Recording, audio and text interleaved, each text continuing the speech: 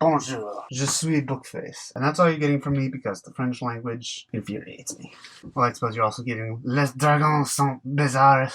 I am a linguistic disgrace. So, dragons. You might be thinking, what do dragons have to do with the French? I don't particularly know. But France has some dragons. Some very weird dragons. And some of them really test the limits of what is considered a dragon.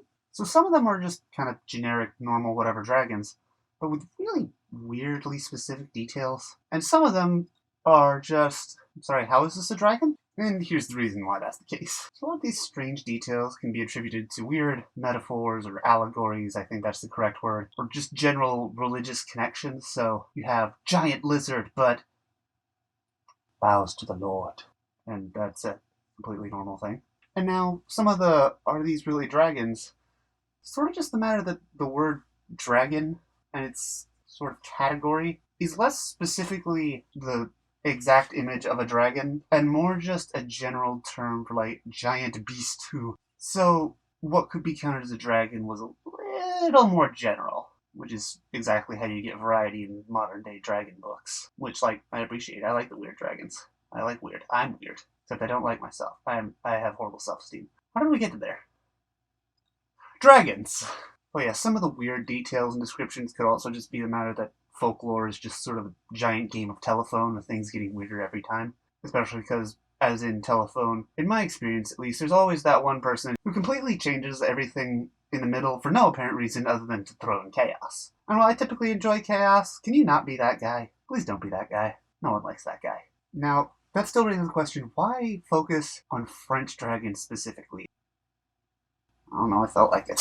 I don't have to answer you. It's my channel. Fight me. And with that out of the way, let's jump right in. Woo! First up we have the guivre.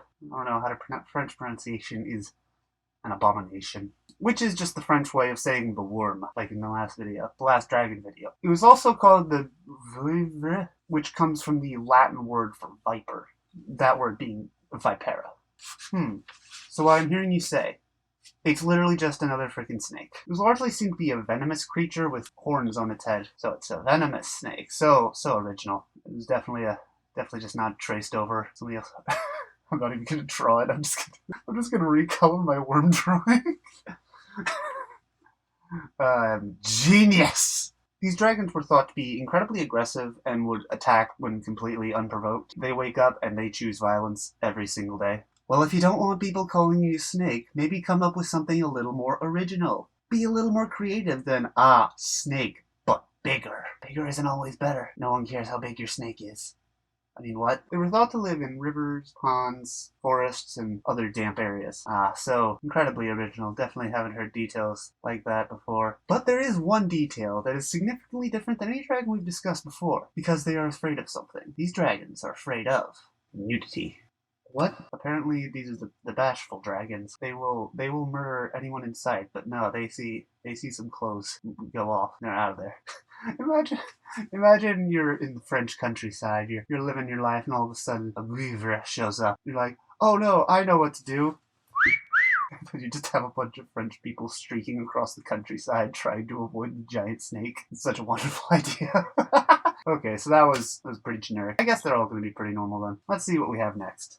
Next up we have the Tarasque. What in God's name is that thing? Okay, so this dragon comes from southern France. It had a lion's head, a turtle shell, 6 legs with bare claws and feet, and either a snake or scorpion tail. Yeah, that's a dragon if I've ever seen one. Don't mind the fact that I got drunk halfway through that sentence. I'm certainly familiar with that. And it's actually depicted on the city seal of the city of Tarasque. And the origin of this creature is kind of weird, but some people think it was a cross between... Hold on, I'm getting a phone call.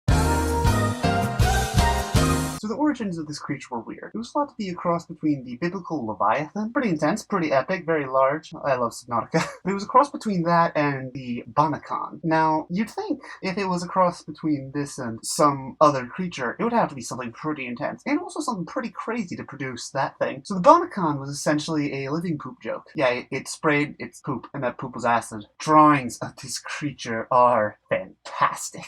I love it. But also, why?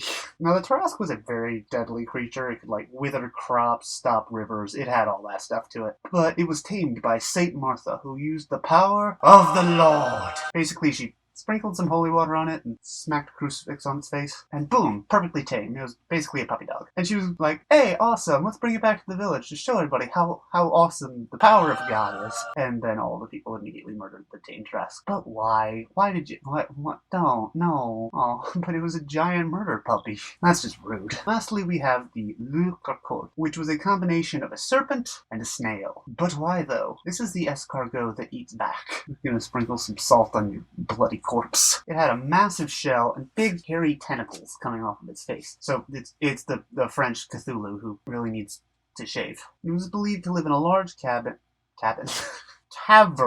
in southwestern France. Imagine living in southwestern France and just being like, oh, there's a giant snail snake under that cave. And your kids are just like, Dad, are you doing drugs again? It was believed that there would be trails of slime leading out great length and distance. Disgusting! They would use the slime and long face tentacles to reach real far out and grab its prey and pull it back. Imagine, like, it's so far that it takes, like, a couple minutes to get back. Like, person's still, like, 5 minutes away, and they're just like, okay, well, you know, I've got a schedule. I'm not going to meet it because I'm going to die, but you could at least be prompt in murdering me. And then we have 3 forms of French dragons. What'd you think about the dragons of France? Are they weird? Yes. I feel like I was in the mode where I was about to try to put a moral to this story.